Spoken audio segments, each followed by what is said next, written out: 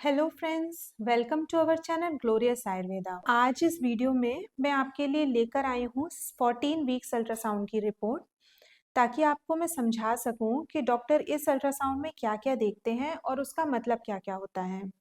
तो चलिए वीडियो को स्टार्ट करते हैं।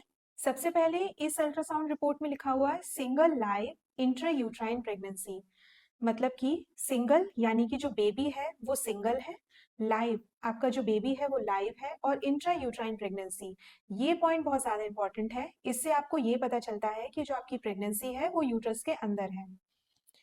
Changing lie and presentation in present scan, जो आपका बेबी है वो मूव कर रहा है इधर उधर, तो ये एक बहुत अच्छा साइन है, क्योंकि ये 14 वीक्स का अल्ट्रासाउंड है और ये एक ऐसी स्टेज है जिस टाइम पर जो आपका बेबी होता है मूव करना स्टार्ट कर चुका होता है।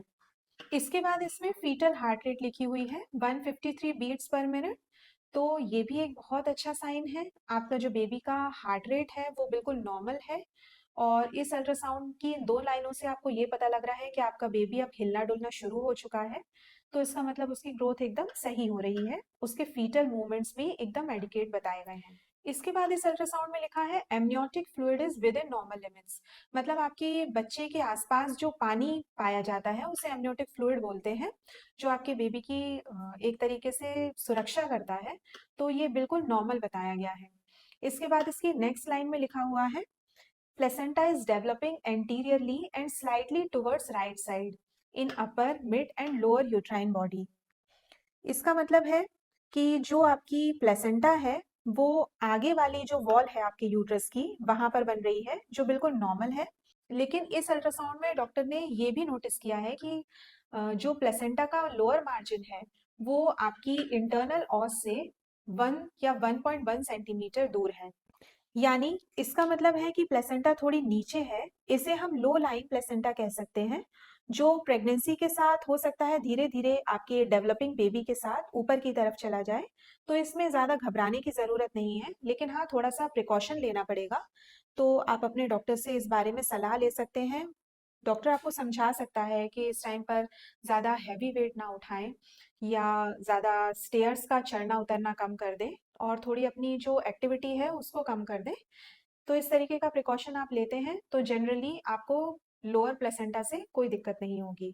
अब इसके बाद आते हैं बेबी की ग्रोथ पर।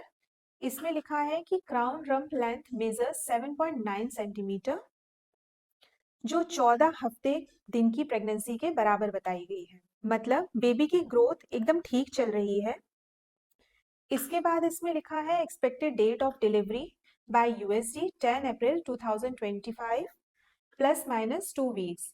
मतलब आपकी जो डिलीवरी डेट है इस अल्ट्रासाउंड की रिपोर्ट के अकॉर्डिंग एक आइडिया लगाया गया है कि वो जो डिलीवरी डेट है एक्सपेक्ट कर सकते हैं आप 10 अप्रैल के आसपास में। लेकिन हाँ, इसमें प्लस माइनस 2 वीक्स लिखा है, मतलब कुछ ऊपर नीचे 1-2 हफ्ते हो सकते हैं।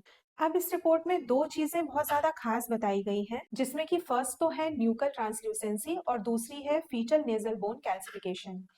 तो पहले देखते हैं न्यूकल ट्रांसल्यूसेंसी को। इसमें थिकनेस बताई गई है 1.7 mm की, जो बिल्कुल नॉर्मल है। मतलब आपके बेबी की नाक की हड्डी दिखाई दे रही है, जो क्रोमोसोमल प्रॉब्लम्स जैसे डाउन सिंड्रोम को रूल आउट करने के लिए मदद करती है। तो इस अल्ट्रासाउंड की रिपोर्ट के अकॉर्डिंग हम ये पता लग सकते हैं कि इसमें कोई कंजेनाइटल एनोमलीज या कोई क्रोमोसोमल एनोमली बेबी में डेवलप नहीं हो रही है। और इस अल्ट्रासाउंड में नेजल बोन का कैल्सिफिकेशन भी दिख रहा है, तो ये एक बहुत अच्छा साइन है। इसके बाद इस अल्ट्रासाउंड में लिखा है flow in ductus venous is also within normal limits and shows normal spectral wave form. इसका मतलब है बेबी की प्लेसेंटा से ऑक्सीजन और न्यूट्रिशन सही तरीके से मिल रहा है। इस रिपोर्ट के एंड में लिखा हुआ है double marker and clinical correlation.